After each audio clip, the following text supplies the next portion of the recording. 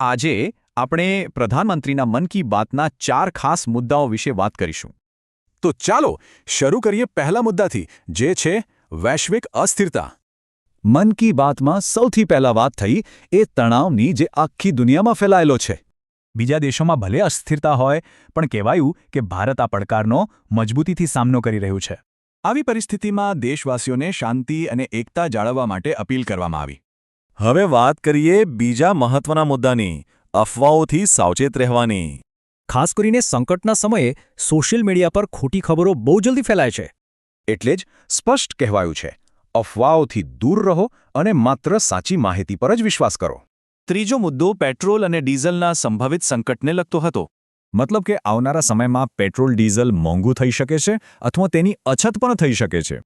તો આનો સામનો કરવા માટે ઊર્જા બચાવવા અને જરૂર પડે જ વાહન વાપરવા જેવી સલાહ અપાઈ. અને હવે ચોથો અને સૌથી અગત્યનો મુદ્દો, જે આ બધાનો સાર છે.